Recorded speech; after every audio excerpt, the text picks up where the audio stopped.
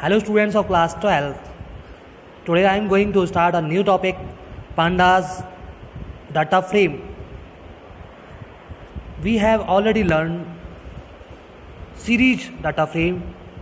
Series क्या होती है? डाटा स्ट्रक्चर होता है. और सेकंड है डाटा फ्रेम, जो कि another type of data structure है पांडाज, पाइथन पांडाज में. अब हम पढ़ेंगे सीरीज और डाटा फ्रेम में क्या डिफरेंस है.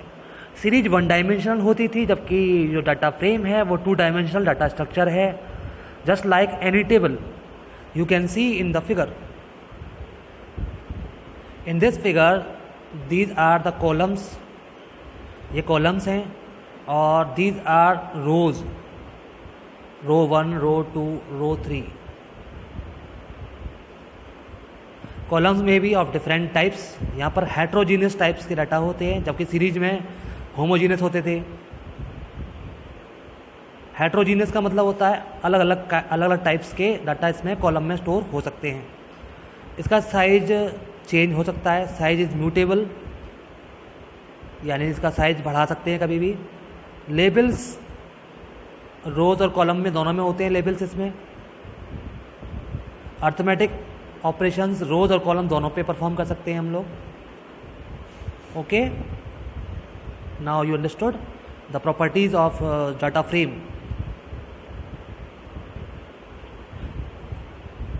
Data frame, data structure can be created using constructor. इसमें एक कंस्ट्रक्टर यूज किया जाता है, नाम है data frame.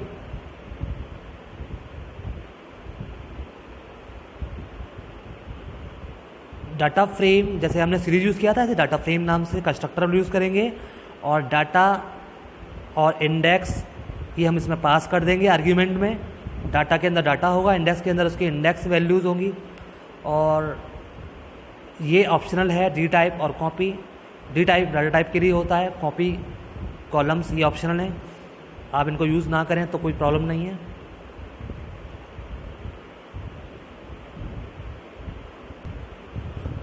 Now I am going to tell you how to create data frame in Python pandas. It can be created with the following.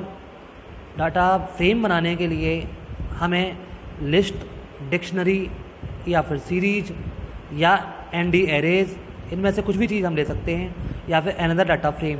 इनसे मिलाकर हम एक डाटा फ्रेम क्रिएट कर सकते हैं.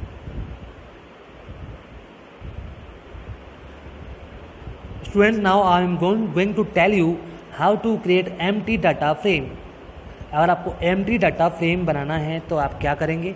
सबसे पहले आप इंपोर्ट करेंगे स्टेटमेंट को. पांडास को आपने इंपोर्ट कराया, pd1 एलियास दिया.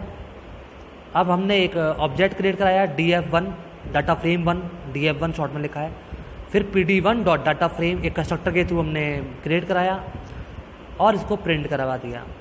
तो आप देखेंगे कि एम्प्टी डाटा फ्रेम यहाँ पर क्रिएट होगा, क्योंकि डाटा एलिमेंट इसके अंदर हमने दिया नहीं है, ना इंडेक्स दिया है. तो आंसर आएगा, रिजल्ट आएगा इस तरह से. डाटा फ्रेम एम्प्टी होगा, ना कोई कॉलम्स होंगे, ना कोई इंडेक्स होगा.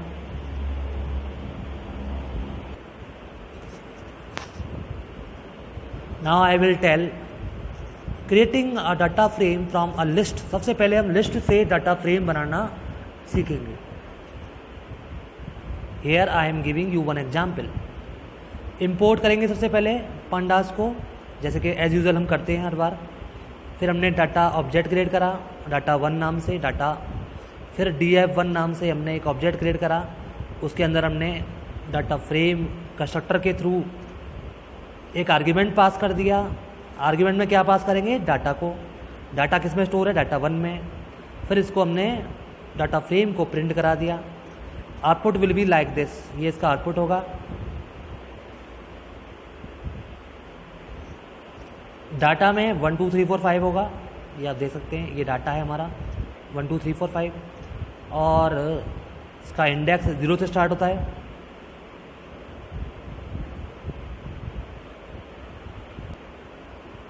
There are total 5 elements in data frame. Index will start from 0 to 4. Right now I will tell how to create data frame from list using column name. अब यहाँ पर हमने पहले जो एग्जाम्पल दिया था उसमें कॉलम नेम नहीं दिया था, अब यहाँ पर हम कॉलम नेम भी पास करेंगे। सबसे पहले डाटा 1 के अंदर हमने कुछ डाटा 2 डायमेंशन में दिया है। श्रेया ये नाम है और ये इसकी एज है, ये नेम है और ये इसकी एज है। इस तरह से हमने ये डाटा प्रोवाइड कराया। अब हमने डाटा फ्रेम क्रिएट कराया, जिसमें डाटा फ्रेम के अंदर हमने डाटा को पास कर दिया आर्ग्यूमेंट की तरह से। फिर कॉलम्स के नाम पास कर दिए कॉलम्स आर्ग्यूमेंट के अंदर। कॉलम्स के नाम हमने दिए नेम और एज। यहाँ पर देखिए ये पहला कॉलम और ये दूसरा कॉलम, ये 2 कॉलम है नेम और एज। पहला है श्रेया जो 10 ईयर्स का है, मोहक है 12 ईयर्स का, द्विवेदी 13 ईयर्स का, ये इसका इंडेक्स है।